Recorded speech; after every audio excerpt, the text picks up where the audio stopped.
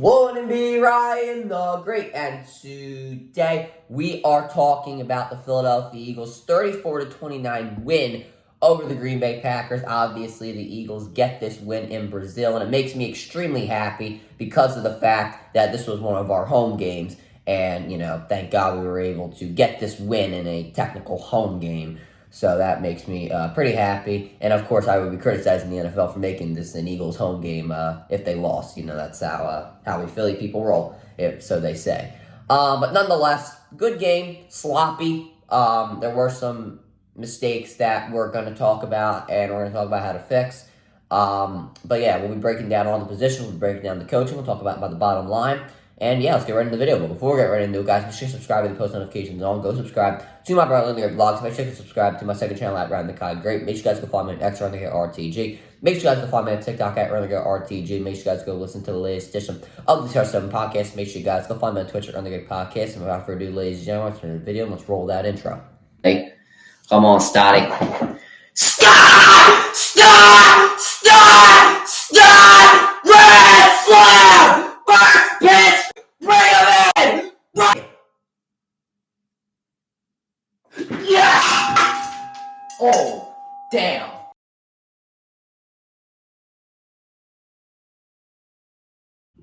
Alright, let's go into the video. So, as we know, we always start off with the Eagles, their offense, and their quarterback, Jalen Hurts. There was good and bad from Jalen Hurts tonight.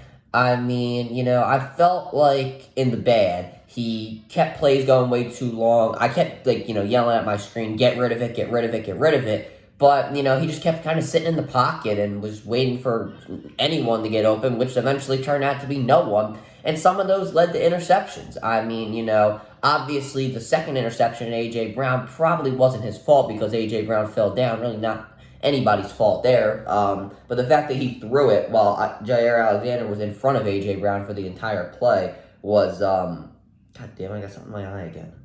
This happened in the last video. I feel like that was a stupid throw. And then the first one was just a little ridiculous. I mean, you threw it into triple coverage, and, it ended up getting intercepted. So, I'm not sure why he threw that ball. And then there was a slant to A.J. Brown, I believe in, the third quarter, something like that. It was almost intercepted. A.J. Brown had to break it up. And not sure why Hurts threw it. Alexander had that inside leverage and pretty much beat A.J. Brown on that play. So I'm not sure why Hurts threw that. But he did have some good in this game. And I know people are going to criticize the run that he had, only averaged 2.9 yards per carry. But I'm telling you, this linebacker core for the Green Bay Packers is very underrated. I brought this up in the predictions video that Hurts should not run in this because this is the stuff that it's going to turn into. He can't run because how good this linebacker core is. But on that last drive, he turned out to be very, very clutch. He got that run to extend the drive. He was able to, reach over and get that first down. I don't feel like too many people are talking about that. And also not too many people are talking about the fact that he made some throws in the last drive. He was very clutch in, recognizing the blitz and getting, switching the protection, getting new blockers like Saquon Barkley. He was able to make sure Barkley blocked the defender coming out from the secondary so the Eagles would, be able to get the ball to Devontae Smith on that crossing route to get the first down on 3rd and 12 or whatever the hell it was, 3rd and 7. So yeah, I thought that Hurts had a pretty good game. I thought that he's got to work on his awareness a little bit better because of the fact that, he's throwing the ball into way too many tight windows, and some of those tight windows turn into interceptions. Now, he can't throw the ball in tight windows. He does have that ability. There were a few plays where, he was able to get the ball to A.J. Brown and Devontae Smith where, he fit the ball into tight windows, and he was able to, and where the Eagles were able to benefit from that. But, down the field, those sort of tight windows against a really good man-to-man team against Green Bay, probably not the greatest idea. But anyway, moving on to our running backs, I mean, Saquon Barkley. I told you that Saquon Barkley was a good signing. People were saying he's overpaid. Didn't look like it here. I mean, obviously people are, obviously the only thing people can hang on to now after that performance is he's going to get hurt. So if people want to hang on to that, then let him. But it looks like his signing is paying off. And he was making guys miss. He looked even faster off the line of scrimmage. Maybe I just forgot how good Saquon Barkley was. But, nonetheless, he ran right through his gap, and I thought he was very disciplined in this game. I told him he's got to get through that gap. He can't really make up his own gaps or try to, run anywhere just to try and get the first down. But, I thought the offensive line did a good job of opening up some holes, especially on that first hole. It was really good. But yeah, he ran through his assigned gap. Also, that wheel route and that touchdown was nuts. Hurts made a great throw as well. Give him credit. He threw it across his body. He really went up there to get that. You don't see too many plays from a running back like that. You see that from maybe Justin Jefferson or A.J. Brown or something like that, but you don't see that out of a running back. So that was a really good play there. And then going on to our wide receivers, A.J. Brown. Now, he obviously had a pretty exciting matchup against Jair Alexander coming into this game. Now, I said he had to be aggressive coming into this. Didn't really use too much of his hands off the line of scrimmage. He tried to just kind of, just run his route, which I thought was, it's all right. But, he had 50% of his catches completed. He had 5 intended for him. He caught 5. He had 10 intended for him, and he caught 5 of them. And he went man-to-man against one of the best cover guys in the NFL. He had a 67-yard touchdown, which I thought, was really good. He should have been tackled on that play, in my opinion, but he was able to break loose. And he helped the Eagles secure a lot of momentum with that touchdown. So, there were times where he beat Alexander, and there were times where I just thought Alexander had some inside leverage, and he was able to beat him on those. But on the outside, I really didn't think that A.J. Brown could do no wrong. He did a really good job of, running his routes correctly, and he had a really, really good game. I can't really make too many complaints about A.J. Brown. If people want to say he won the matchup against Alexander, I would probably agree with that because of the fact that, because he had that touchdown and that interception, he slipped, not really anybody's fault. There were reports coming into the game that field was slippery and it wasn't the best field. So, I can't really say he lost. I don't know. I'll let everybody else decide for me. Or just let everybody else decide. Anyway, Devontae Smith, anytime he was in one-on-one, he caught the football.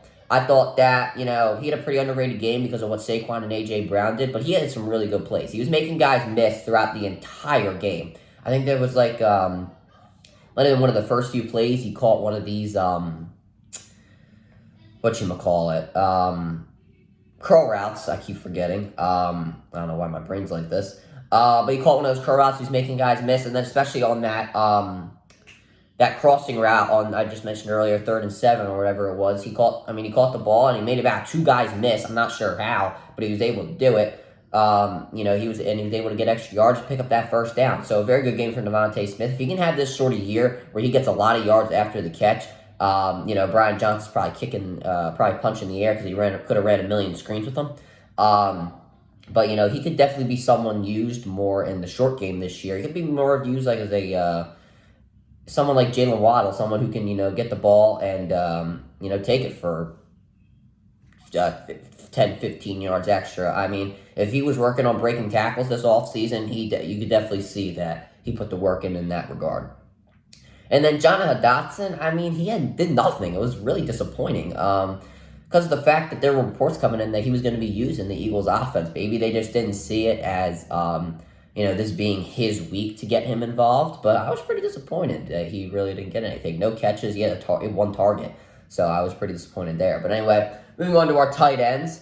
I said Goddard had to be more involved in the blocking game, and he did that this week. I thought him and Calcaterra did a great job taking off edge rushers when, guys like Jordan Mailata and Lane Johnson had to pull to open up the gap on the second level. I said maybe let Goddard block those linebackers on the second level, but they decided to let Lane Johnson and Jordan Mailata do it, which I don't disagree with at all. But they did a really good job blocking those edge rushers because, as we've seen, before, you let those edge rushers go, they're going to take you out from behind, and they're going to, cost you at least maybe an extra 5 yards on a carry there. So I thought they did a really good job there. Goddard, not too much going on for him. 4 catches for 31 yards. Didn't really do much. It was good to get him the football a little bit. I would like to see him get the ball just a little bit more when we don't have to block as much for our running backs. When there's obviously a team that doesn't have the best run defense. So, yeah. Overall, a good game for the tight ends. Nothing really special going on.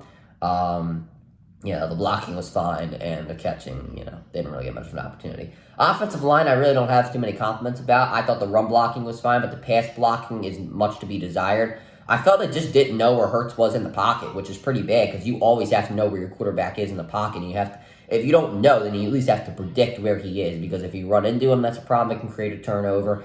If you just don't know where he is, you think he's out of the pocket, you just let your edge rusher go, or you let your defender go, then, you're going to just, I don't know, how do I say it? You're just going to let him chase down your quarterback and potentially give up a sack. So you always have to know where Hurts is. And there were too many plays where Hurts was just snapping the ball, and in about 1 second, the pocket was collapsing, and he had to get out of there. So, there's just too much of this stuff where they're giving up their blocks. Now, it was more of the guards, which is obviously Dickerson and Mekhi Becton. I thought that, there wasn't the edge rushers. I mean, what are you going to do? I mean, I expect Mailata and Lane Johnson to be okay. Mailata did give up 1 sack on a drive where I think the Eagles were down and they could have had a chance to go up. So I was pretty frustrated there because I felt that he could have had a better game. But nonetheless, I mean, it is what it is. And then Juergens, I know people are giving him criticism, saying bring back Jason Kelce, bada beep, bada boo. But, it is his first game. My criticism for him, though, is, the fact that he had a whole training camp as the starting center. It's not like he was competing for the job. So I think he should be used to it by now. I understand this is his first official game as his starting center in the NFL, but I felt that it could have been better than that. Way too many snaps that were bad. The tush push that obviously would have ended the game. That was a messed up snap. So I feel that he really needs to work with Hurts this week and get this all figured out. But anyway, moving on to the defense. Defensive line, not enough pressure. I'm going to state it out right there. I mean, we paid Bryce Huff all this money just for him to have 1 total tackle. I thought guys like Sweat and Carter put enough pressure on Jordan Love to force him into bad decisions because of the fact that, I thought he made some pretty idiotic throws. And if you go back and watch the film, whenever, those guys were putting a little bit of pressure on him, honestly, the most pressure that we've had in the game, which was on when Sweat and Carter got the advantage, it forced him into some pretty bad decisions and some pretty bad throws. And then the run defense. I mean, in the second half, it was terrible. In the first half, when Jordan Davis was actually, had some energy and some gas in him, he was fine. But then in the second half, he just looked tired. And then the run defense falls apart. Listen, I don't know if you need another run defender. Maybe that's something we need to look for at the trade deadline, or look for someone to sign if, this continues to be a problem. If these guys can't, have enough energy in the second half. He did. I thought in the first half he did a great job. He was able to stop that 2-point conversion and, gave the Eagles some momentum, gave that defense some momentum. But then in the second half, once again, he just fell apart. I mean, he played well in the first half. I can't give him any criticism. The run was completely shut down. But, not completely shut down, but shut down for the most part when it came through his gap. But then in the second half, he just got tired, and Josh Jacobs exploded. I mean, he looked great in the second half.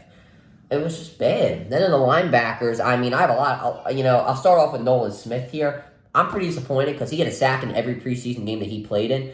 And, the fact that he did absolutely nothing was pretty disappointing in my opinion. I thought that he didn't get enough rushes to really show that he could do something, but he put no pressure on the rushes that he was in there. It's not like he didn't have fresh legs. He didn't, he had fresh legs. Don't get it twisted.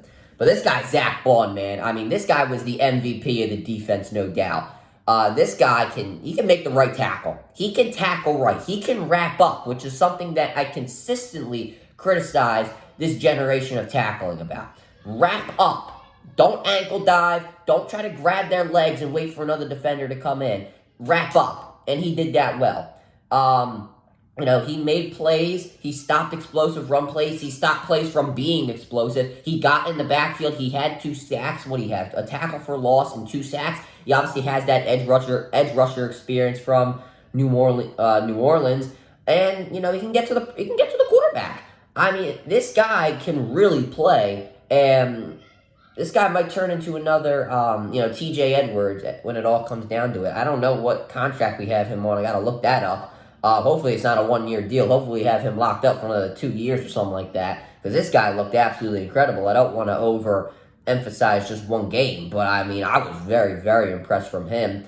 And Nakobe Dean, not too much of a role in this game. He was more of a pass defender, and he did well. I think he only really gave up one play to Tucker Kraft. It was a pretty explosive play. I think that led to a touchdown. I don't really remember off the top of my head. But yeah, not really much to say about Nakobe Dean. He was obviously he played pretty well. I'm not sure how much time Devin White's going to get back when he comes back, because I thought Nakobe Dean played very, very well over the middle. Defending the pass. And now moving over to the cornerbacks and safeties, I've kind of combined the two because, what's the difference? It's all the secondary.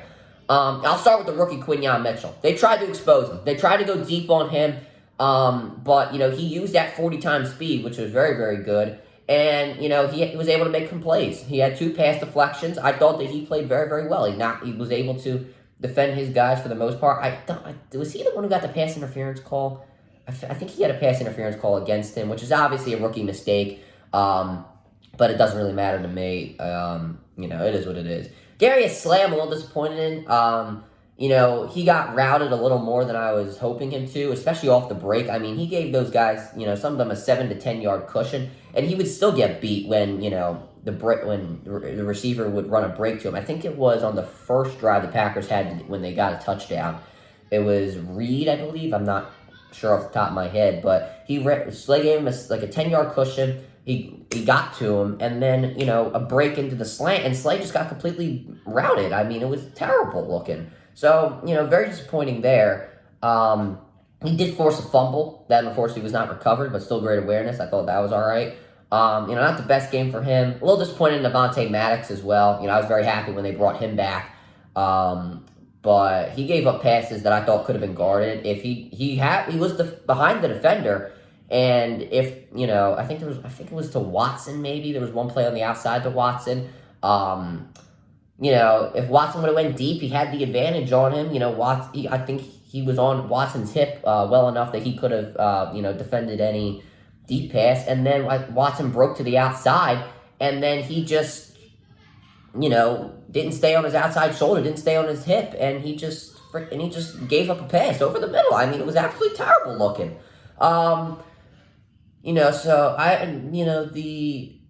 The argument you could say there, and to kind of be fair to him, he doesn't play on the outside. He plays more of the safety and in the slot, in the nickel, so you can't really criticize him that much, but those plays definitely could have been avoided.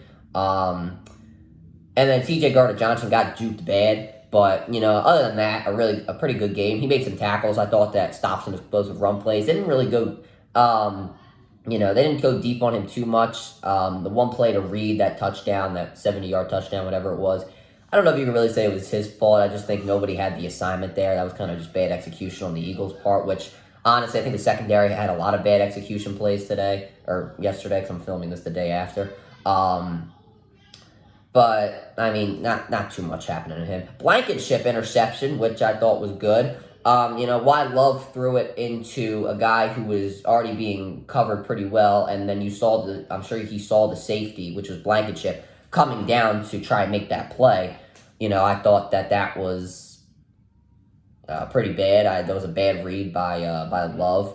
Probably his receiver could have got his head around and maybe deflected the pass, but, nonetheless, pretty bad play in my opinion by Jordan Love. But to give him credit, he read the play well. He was able to get the interception. Overall, I thought the secondary gave up a little too many explosive plays. And one-on-one coverage, I thought they got beat a little too much, especially Slay and Devontae Maddox. There were plays where they could have had some pass deflections, possibly even interceptions. I know they dropped the pick 6 early on. Forgot to mention that. But, they should improve. This is their first game as a whole new unit. They obviously have a lot of things that they need to work out. They obviously have, gosh dang, I can't think today. they obviously have a whole new core. They brought in, Quinyon Mitchell. They brought in Cooper DeJean. Bradbury's not getting as many snaps. They brought back C.J. Gardner-Johnson. There are a lot of changes, and I think it will improve. Coaching-wise, I love what Kellen Moore was doing. I absolutely loved it. He was making the Packers literally, they had to figure out what they were doing to stop it. If they were guessing what the Eagles were trying to do, they was not going to work. He made them decide. I also thought that he kind of put the game into the mind of Jalen Hurts. I'm going to explain that here. When the play was designed to move the receiver over, in motion, and if the corner was going to move over with him, then that would inform Jalen it's probably man-to-man coverage. So I'm going to adjust based off that. And then when it comes to the RPO offense, the Eagles have the ability to pass and run the ball. And that was the problem last year with Brian Johnson. The RPOs. He didn't put the game into the mind of Jalen Hurts. If Jalen Hurts was able to see that the defense was trying to defend the run, because Barkley had a really good game. I mean, he had 2 touchdowns when they were really, really trying to defend the run. Or he had 1 rushing touchdown, when they were really trying to defend the run. Obviously had that passing touchdown to him. And then he was just, okay, I'll fake it to him, and then I'll go right to A.J. Brown or Devontae Smith.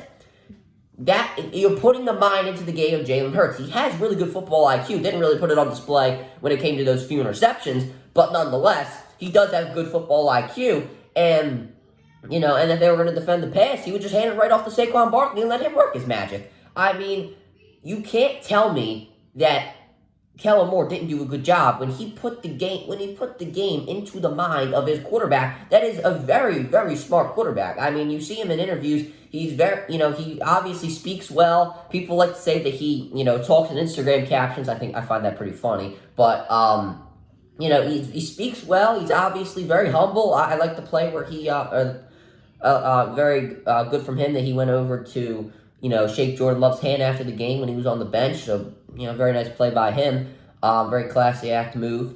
But yeah, I mean, this is a very smart quarterback, and I don't think Brian Johnson recognized that last year.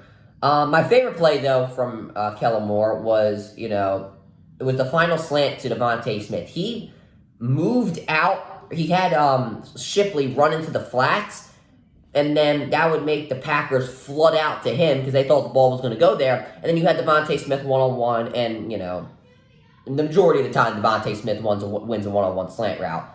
But yeah, I thought a very good game called by Kellen Moore. And then I thought the majority of the time, Vic Fangio had a good defensive game. Not too much blitz, which I think the Eagles needed. But honestly, for the explosive plays that the secondary gave up, maybe it was for the better. I just think that, the game needs to be better executed. I don't think really any of the explosive plays was his fault. I think a lot of guys missed their assignments. But nonetheless, he saw something in Zach Bond, which I actually love. This guy was an edge rusher coming over from New Orleans.